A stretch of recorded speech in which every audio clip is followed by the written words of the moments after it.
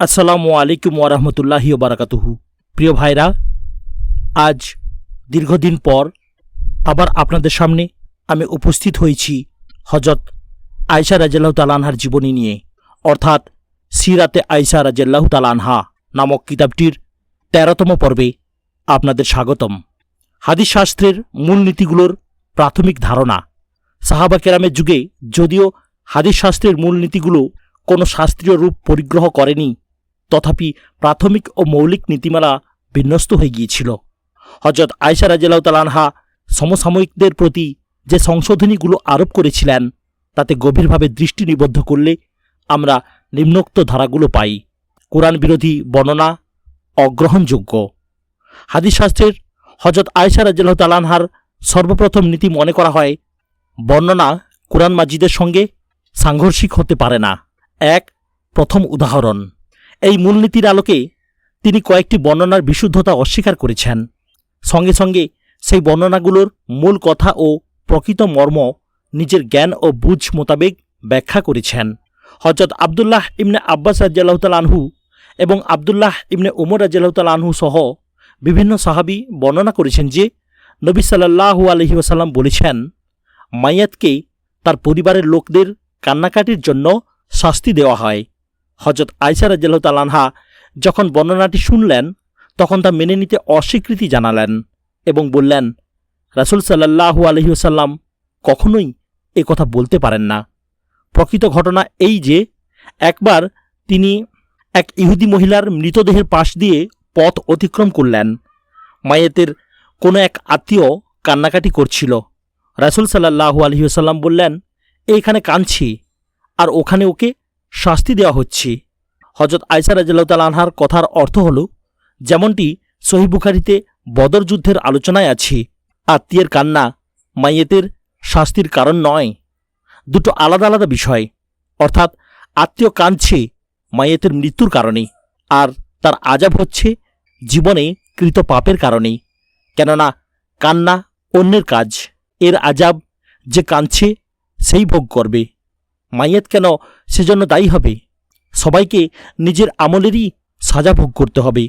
এ প্রসঙ্গে হজরত আয়েশা রাদিয়াল্লাহু তাআলা আনহা একটি আয়াত উল্লেখ করেন, কেউ কারো পাপের বোঝা বহন করবে না। সূরা ইসরা আয়াত নম্বর 15। বর্ণনাকারী বলেন, হজরত ইবনে উমর রাদিয়াল্লাহু তাআলা আনহু যখন হজরত আয়েশা রাদিয়াল্লাহু তাআলা আনহার ব্যাখ্যাটি শুনেছেন, তখন কোনো উত্তর দেননি। ইমাম বুখারী রহমতুল্লাহ আলাইহি হজরত আয়েশা রাদিয়াল্লাহু তাআলা আনহা এবং হজরত ইবনে উমর রাদিয়াল্লাহু তাআলা আনহুর মতভেদের মধ্যস্থতা করেছেন এভাবে, যদি বিলাপ করা স্বয়ং মায়াতেরও রীতি হয়ে থাকে এবং সে তার আত্মীয় স্বজনদের এসব করার নির্দেশ দিয়ে যায়, তাহলে তাদের বিলাপের কারণে তার আযাব হবে। কেননা সে তার শেখানোর দায়িত্বটি পালন করেনি। মহান আল্লাহ ইরশাদ করেছেন, হে মুমিনগণ, তোমরা নিজেদের এবং তোমাদের পরিবারকে জাহান্নামের আগুন থেকে রক্ষা করো। সূরা তাহরিম আয়াত নম্বর 5। যদি শেখানো সত্ত্বেও পরিবারের লোকেরা বিলাপ করে, তাহলে হজরত আয়েশা রাদিয়াল্লাহু তাআলা আনহার কথাই ঠিক, যেমনটি কুরআনে এসেছে, কেউ কারো পাপের বোঝা বহন করবে না। সূরা ইসরা আয়াত নম্বর 15। এমনকি অন্যত্র এরপর বলা হয়েছে, এমনকি কেউ যদি ভার বহন করতে না পেরে সাহায্যের জন্য ডাকে, তবুও তার বোঝা থেকে কিছু বহন করা হবে না। সূরা ফাতির আয়াত নম্বর 18। আবদুল্লাহ ইবনে মুবারক রহমতুল্লাহ আলাইহির সিদ্ধান্তও এটি। কিন্তু সালিসি ফায়সালার সঙ্গে আমরা একমত নই। প্রথম অবস্থায় মাইয়েত নিজের পাপের কারণেই শাস্তি পাবে, কেননা পরিবারকে না শেখানোর অপরাধটা তার নিজের, আর এই অপরাধের শাস্তি সে পাবে। পরিবারে বিলাপ করার অপরাধে সে অপরাধী নয়। এজন্য প্রথম অবস্থায়ও হজরত আয়েশা রাদিয়াল্লাহু তাআলা আনহার সিদ্ধান্তই ঠিক। ইমাম শাফিঈ রহমতুল্লাহ আলাইহি এবং মুহাম্মদ রহমতুল্লাহ আলাইহি এবং ইমাম আবু হানিফা রহমতুল্লাহ আলাইহি আলোচ্য মাসালায় হজরত আয়েশা রাদিয়াল্লাহু তাআলা আনহার অনুসরণ করেছেন। দ্বিতীয় উদাহরণ। বদর যুদ্ধে নিহতদের কবরের পাশে দাঁড়িয়ে রাসূল সাল্লাল্লাহু আলাইহি ওয়াসাল্লাম বললেন, তোমাদের প্রতিপালক তোমাদেরকে যে প্রতিশ্রুতি দিয়েছেন, তোমরা কি সত্যরূপে পেয়েছ? সাহাবা কেরাম রাদিয়াল্লাহু তাআলা আনহু একটি বর্ণনা অনুযায়ী শুধু হজরত উমর রাদিয়াল্লাহু তাআলা আনহু জিজ্ঞেস করলেন, হে আল্লাহর রাসূল, আপনি মৃতদেরকে ডাকছেন? হজরত আবদুল্লাহ ইবনে উমর রাদিয়াল্লাহু তাআলা আনহু খুব সম্ভব হজরত ওমর রাদিয়াল্লাহু তাআলা আনহু এবং আনাস রাদিয়াল্লাহু তাআলা আনহু মিলে হজরত তালহা রাদিয়াল্লাহু তাআলা আনহুকে বলেছেন, রাসূল সাল্লাল্লাহু আলাইহি সাল্লাম এ কথার উত্তরে বলেছিলেন, তোমরা তাদের থেকে বেশি শুনতে পাও না, কিন্তু তারা উত্তর দেয় না। হজরত আয়েশা রাদিয়াল্লাহু তাআলা আনহা যখন এই বর্ণনাটি শুনলেন তখন বললেন, রাসূল সাল্লাল্লাহু আলাইহি ওয়াসাল্লাম আসলে এটা বলেননি। তিনি বলেছেন, তারা এখন নিশ্চিতভাবে জানতে পারছে যে আমি তাদের যা বলতাম তা সত্য ছিল। এরপর হজরত আয়েশা রাদিয়াল্লাহু তাআলা আনহা নিম্নোক্ত আয়াতটি তেলাওয়াত করলেন, হে নবী, আপনি তো মৃতদের শোনাতে পারেন না। সূরা নামল আয়াত নম্বর ৮০। যারা কবরে আছে আপনি তাদের শোনাতে পারবেন না। সূরা ফাতির আয়াত নম্বর ২২। হাদিস বিশারদগণ হজরত আয়েশা রাদিয়াল্লাহু তাআলা আনহার যুক্তি মেনে নিয়ে বর্ণনা দুটোর মধ্যে সমন্বয় সাধনের চেষ্টা করেছেন।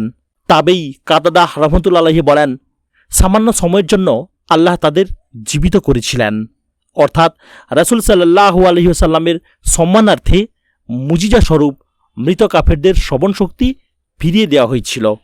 তৃতীয় উদাহরণ, লোকজন হজরত আয়েশা রাদিয়াল্লাহু তাআলা আনহাকে এসে বলল, হজরত আবু হুরায়রা রাদিয়াল্লাহু তাআলা আনহু বলছেন, রাসূলুল্লাহ সাল্লাল্লাহু আলাইহি সাল্লাম বলেছেন, কুলক্ষণে তিনটি বস্তু, নারী, ঘোড়া, ঘর। হজরত আয়েশা রাদিয়াল্লাহু তাআলা আনহা বললেন, এটা ঠিক নয়।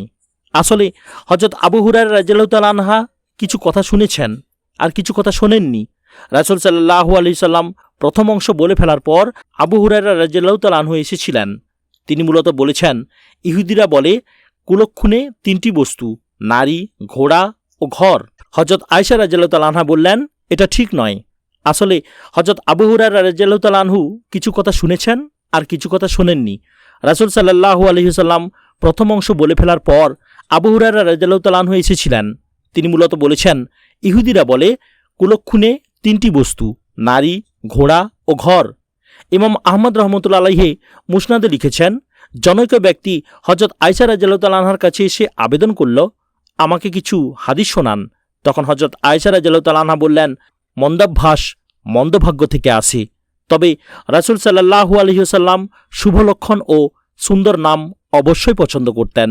অন্য একটি বর্ণনায় আছে, হজরত আয়েশা রাদিয়াল্লাহু তাআলা আনহা যখন হজরত আবু হুরায়রা রাদিয়াল্লাহু তাআলা আনহুর বর্ণনা শুনলেন তখন বললেন, শপথ আল্লাহর, যিনি আবুল কাসেম সাল্লাল্লাহু আলাইহি ওয়াসাল্লামের উপর কুরআন অবতীর্ণ করেছেন। রাসূল সাল্লাল্লাহু আলাইহি ওয়াসাল্লাম কখনোই এভাবে বলেননি। এরপর তিনি এই আয়াতটি তেলাওয়াত করলেন, জমিনে এবং তোমাদের জীবনে যে বিপদই আছে সবই কিতাবে, ভাগ্যের খাতায় লিপিবদ্ধ, আমি তা ঘটানোর আগে থেকেই। সূরা হাদিদ আয়াত নম্বর ২২। কিছু কিছু বর্ণনা এমনও আছে যাতে হজরত আয়েশা রাদিয়াল্লাহু তাআলা আনহা এবং হজরত আবু হুরায়রা রাদিয়াল্লাহু তাআলা আনহুর বর্ণনার মধ্যে সামঞ্জস্য বিধান হয়। যেমন একটি বর্ণনায় আছে, রাসূল সাল্লাল্লাহু আলাইহি ওয়াসাল্লাম একথা বলেননি যে এই তিনটি অলক্ষণে, বরং তিনি বলেছেন, যদি অশুভ কিছু থাকত তাহলে এই তিনটি জিনিসেই থাকত। অর্থাৎ এটা বাস্তব উক্তি নয়, অবাস্তব সম্ভাব্যতা ভিত্তিক উক্তি। প্রিয় ভাইরা, আজ এখানেই সমাপ্ত করলাম।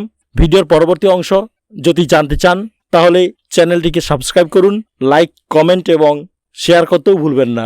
আসসালামু আলাইকুম ওয়া রাহমাতুল্লাহি ওয়া বারাকাতুহু।